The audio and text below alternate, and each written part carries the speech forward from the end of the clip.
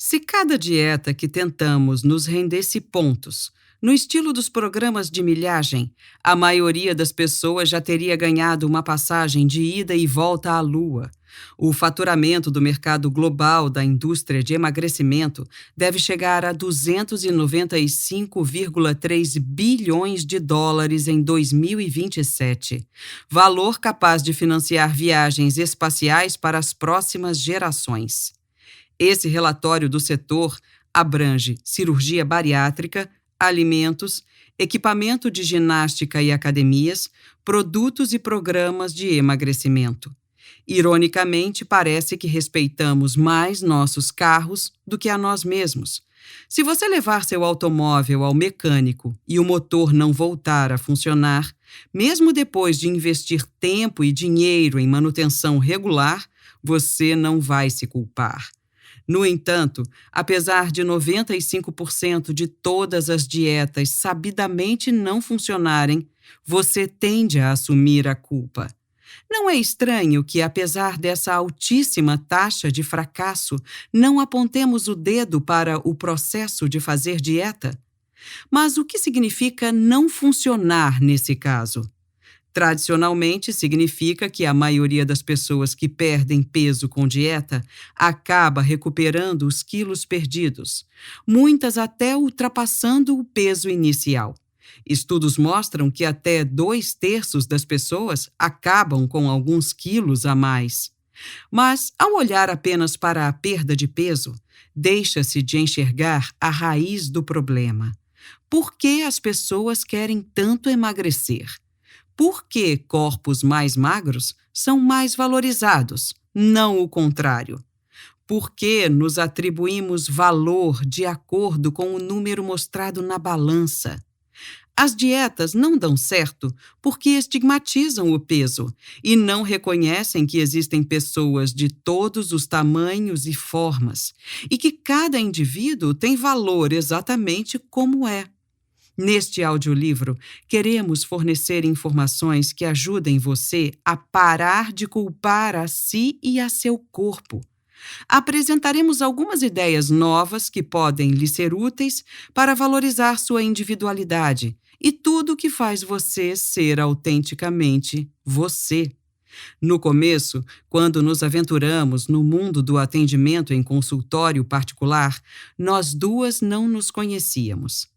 Mesmo separadamente, porém, tivemos experiências bem parecidas que nos levaram a repensar nossa maneira de trabalhar.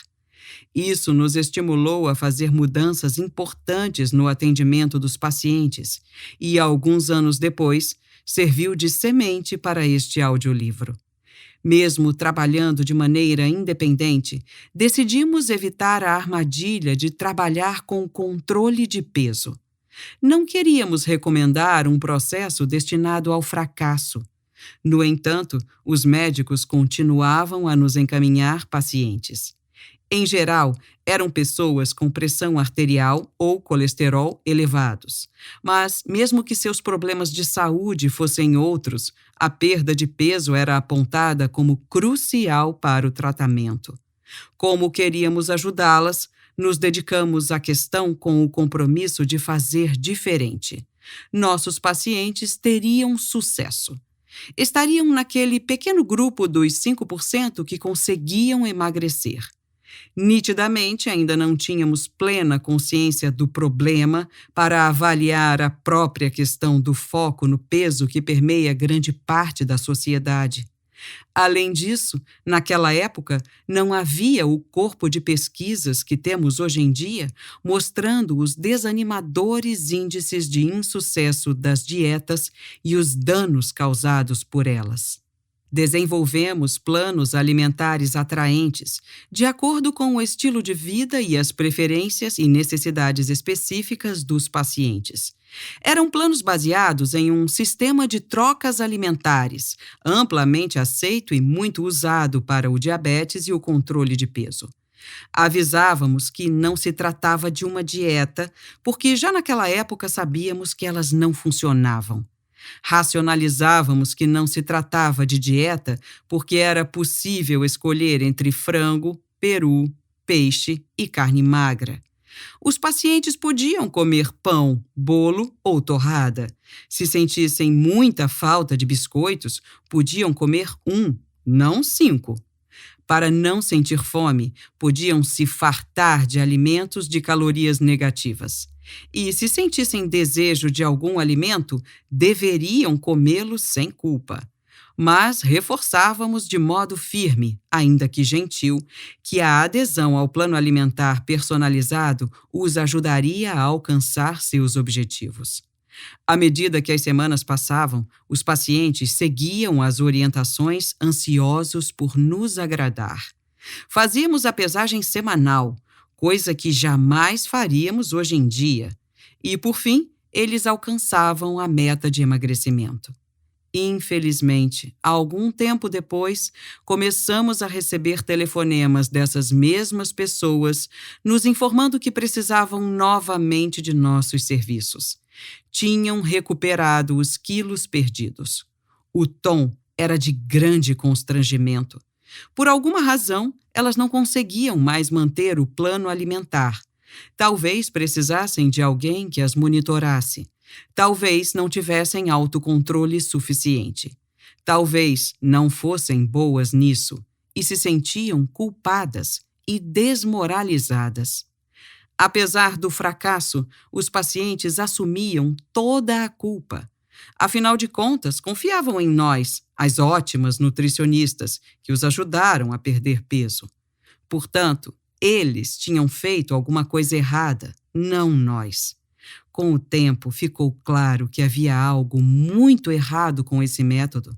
Nossas boas intenções só reforçavam alguns conceitos muito negativos, até depreciativos, que os pacientes tinham sobre si mesmos, que não tinham autocontrole, não conseguiam seguir o plano e, portanto, eram pessoas fracas ou problemáticas. Isso provocava culpa, muita culpa. Foi quando nós duas percebemos que não dava mais.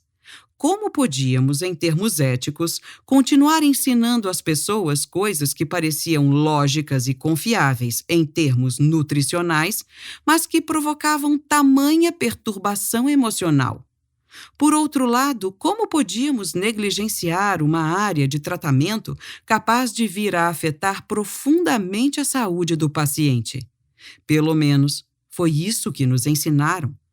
Enquanto nos debatíamos com essas questões, começamos a explorar um pouco da literatura popular, bem como alguns estudos científicos que sugeriam abandonar de vez todo tipo de dieta, mesmo aquelas aprovadas por nutricionistas.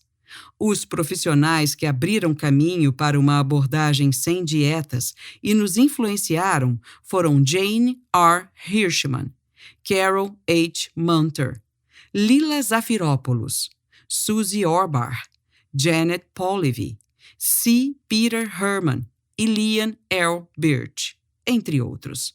O modo de comer proposto por esse grupo permitia toda e qualquer opção alimentar, mas não tratava de nutrição. Nossa reação inicial foi de grande ceticismo, se não de total rejeição. Como nós, especialistas em nutrição, com formação voltada para observar as conexões entre nutrição e saúde, podíamos aprovar um modo de comer que parecia rejeitar a própria base do nosso conhecimento? Nosso embate continuou.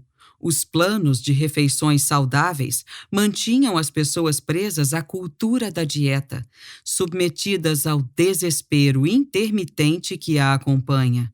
Mas, ao mesmo tempo, a alimentação por demanda, descrita nos livros de psicologia populares entre o final dos anos 1960 e os anos 1980, parecia incompleta. Até que resolvemos o conflito desenvolvendo o modelo do comer intuitivo com 10 princípios. Um aviso aos profissionais de saúde. Descobrimos que esse conflito, ou dissonância cognitiva, é comum entre aqueles de vocês que tiveram uma formação centrada no peso, isto é, baseada na premissa de que o peso de uma pessoa determina sua saúde. A saúde envolve muito mais do que aquilo que comemos. É preciso considerar também nossa relação com a comida, a saúde mental e os determinantes sociais, só para citar alguns fatores.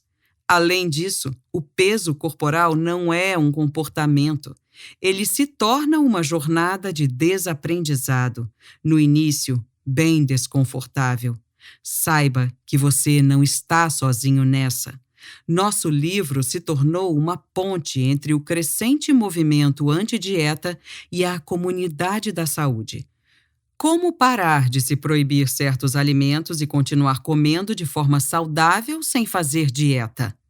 É o que vamos mostrar aqui.